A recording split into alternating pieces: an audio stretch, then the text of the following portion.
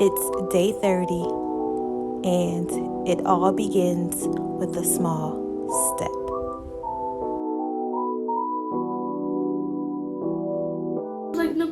You have to say I want to say it in a voiceover.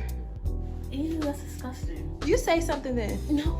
Okay, guys, Sydney, look at her tattoos. This one she got from Heritage Day, and it's like you put like a water on it, then you peel off. It's there. It's a peel and stick.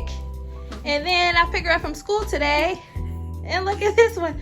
I said, what in the world she did this during? I drew it. I picked it up from school today, and she came with this. I drew it. She drew it. It's so I like it. I said, what in the world? I know, suck. Girl. Hello. So, like I said, it's day 30. Sydney is here, and today it's all about showing you guys the progress with her locks, everything that she's been doing to maintain her starter locks. I have not washed her hair as of yet. Some people wash their hair every 30 days, or some people will lock her hair today. Retwist her hair today, but we're going to wait 60 days before we do a retwist. And I just want you guys to see what's going on, the different type, the stages that her locks are going through.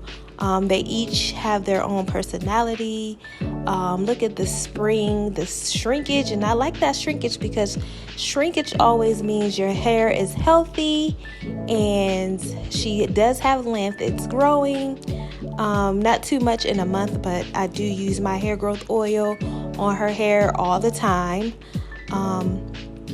And I just like going through and just seeing each process because, like I said, each lock has an individual personality, just like her.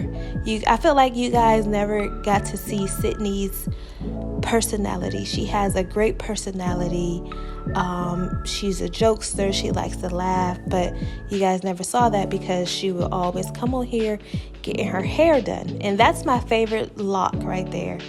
I'm going to name this lock. I'm trying to figure out a name. I just want to call it like chillin'. This lock chills.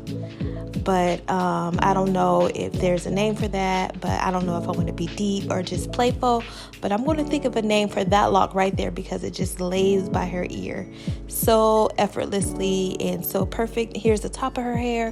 Her top of her head has its own personality.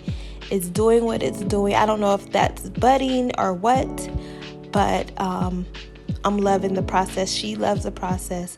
She loves the ease of it right now. I know a lot of people say having locks isn't easy, but for Sydney, it's just a change, and she loves it.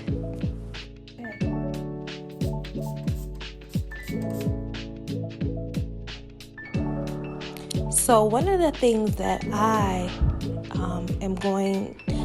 do that a lot of people don't do, and her loctician told her not to do, is to put a lot of to spray it. She said don't oversaturate it. But Sydney's hair, her 4C hair, loves water, and I noticed that when you hydrate your hair and you drink a lot of water to the fullest extent, then that helps the growth of your hair. Yes, it might stall the locking process, but I want to make sure Sydney's hair is hydrated throughout this entire process. Just look at that bounce. Look how healthy they look. And I'm going to continue using my hydrating mist, aloe vera juice, distilled water, and a couple oils. I use that throughout the day before she goes to school, and I don't do it right before she goes to bed. If I do it, it's going to be a little bit, but you never want to go to bed with wet locks. So this is around after school, probably like 5 o'clock, so her hair will dry in time before it's time to go to bed and put her bonnet on, her silk bonnet. And then I'm using my hair growth oil to seal in that aloe vera juice and distilled water to hydrate her hair. So you want to make sure you seal the strands and apply it to the scalp, so you can seal the hydration into the hair strands, the hair shafts. So you want to make sure that the hydration stays in their hair.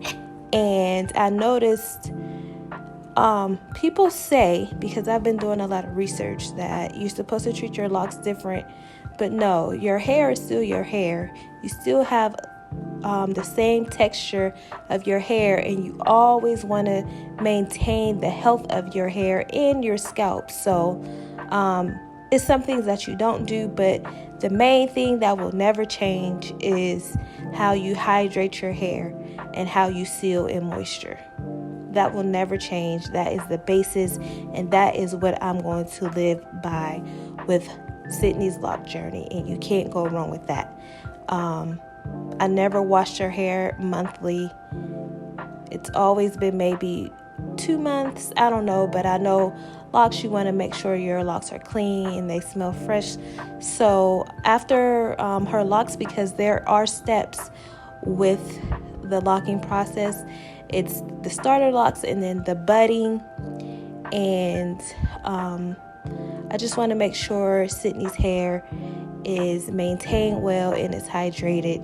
And those suckers at the top, they are doing their own thing. As you guys know, Sydney did start her locks with a relaxer in her hair, not so much the back.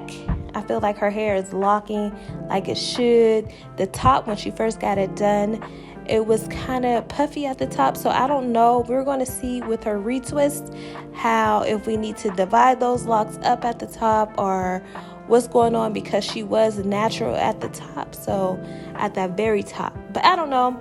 This is day 30. I'm posting this around day 32 or 33, but she likes to rub and do her own massages. Sydney knows what she wants. Y'all, I'm trying to convince Sydney, because she has this great personality, to continue with her YouTube channel.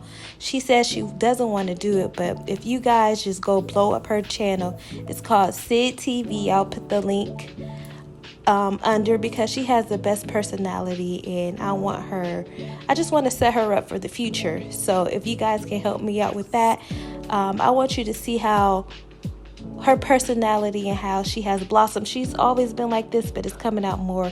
You guys haven't seen it because she was always here getting her hair done, and it wasn't as comfortable for her. So you didn't see her personality the way that we see it now. These locks kind of freed her from just that. But I thank you guys for watching. Have a great day, and I will see you in my next video.